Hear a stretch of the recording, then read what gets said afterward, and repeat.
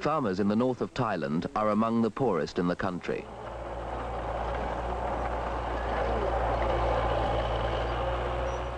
The Australian Overseas Aid Programme is helping to change the patterns of cultivation and so increase the standard of living in this area.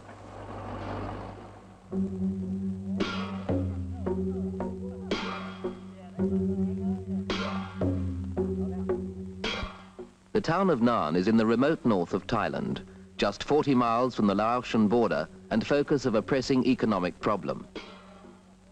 The narrow strip of paddy fields bordering the Nan River cannot grow enough rice to support the present population.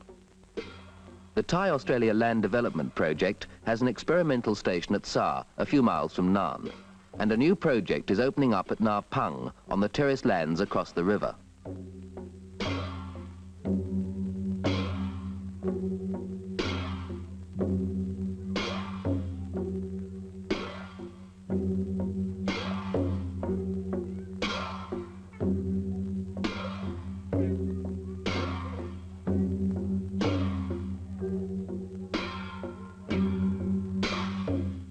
To supplement their rice crops from the paddy lands, farmers have been forced to work the low hill areas and extensive terraces bordering the valley. They clear the scrub by hand, then plant their crops in the poor, sandy soils between the burnt-out tree stumps. After only a few seasons of cultivation, low yields and the dense growth of weeds force farmers to abandon the land to forest regrowth. It's often 10 years before it can be planted again. The Thai and Australian governments are cooperating to find ways of farming these areas more efficiently and bringing them under permanent cultivation. The project was begun in 1967, here on the small experimental station at Sa. This is also the depot for farm equipment supplied by Australia, and since 1969, Bill Crane has worked here training Thai mechanics in the repair and maintenance of equipment.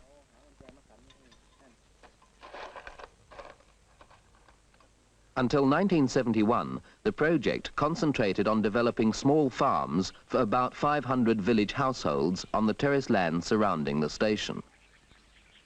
With this experience, it's now possible to plan for expansion of the program. The next development is to move across the river to similar country around Na Pang. With good maintenance of tractors, no restrictions because of a Thai budget, no restrictions because of equipment not come from Australia on time, and the maximum area we could do in a year, so that, say at Na Pang... The leaders of the project include scientists from Australian universities who spend a few months each year in northern Thailand on Colombo plan appointments. And permanent Thai officials such as Kun Sawat Pong Sawan, the field operations manager for the project.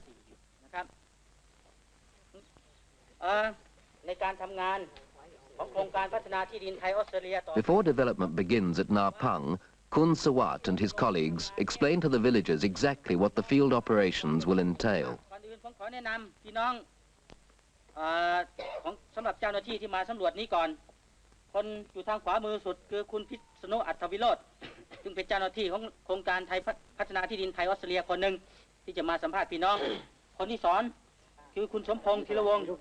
They then carry out a careful social and economic survey covering every household in the village.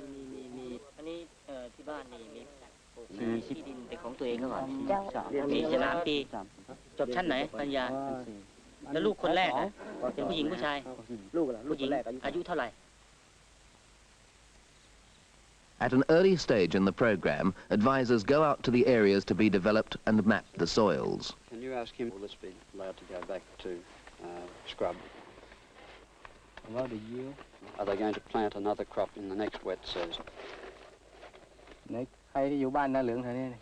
It's important to find out how the land has been farmed previously. 3 years. 3 years.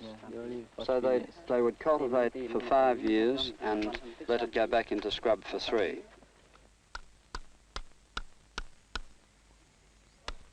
Later, the soils are analysed and samples taken for laboratory testing of fertility.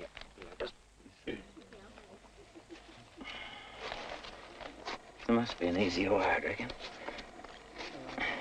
There's 92, Eh? There's 92. 92. 93, says a voice from the back.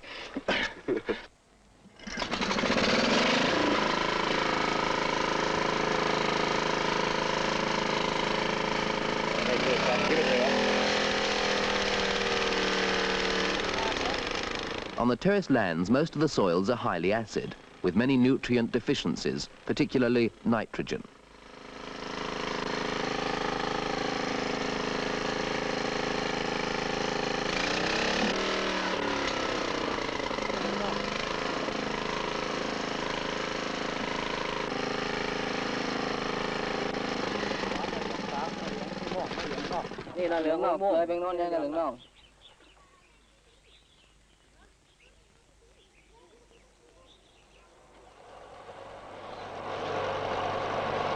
Early in the dry season, the bulldozers come and clear the scrub and stumps on the land owned by the villagers. They will return later to rip out any remaining roots.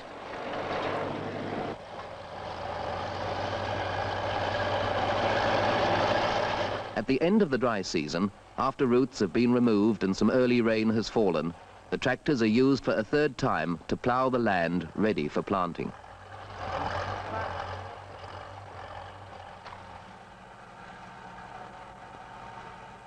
After the bulldozers have been through for the first time, the villagers pile the wood into heaps and burn off the roots and stumps. This is a very important contribution. It allows heavy equipment to be used efficiently on jobs like root ripping, which men cannot do as easily as machines.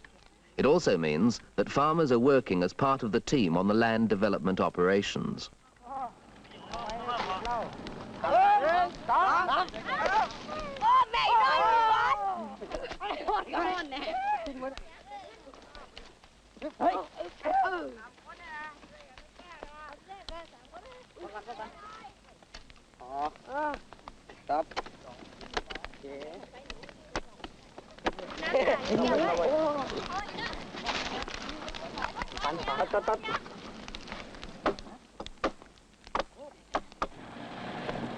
Development has just begun at Na Pang, but in the area around the experimental station, rice yields have been 50 to 100% greater than yields obtained by traditional methods. Village households, which used to be very short of rice for several months each year, now have to buy little or no rice to carry them through to harvest time. And land, which used to revert to bamboo scrub after cultivation, now grows crops every rainy season. These are important achievements to the villagers of Nan Province. But the team of Thais and Australians working on the project believe that more work lies ahead. With appropriate fertilizers, cultivation techniques and crop varieties, they see great opportunities to increase yields of rice, peanuts and other crops, particularly cash crops, which will improve farmers' incomes and increase the prosperity of this traditionally poor area of Thailand.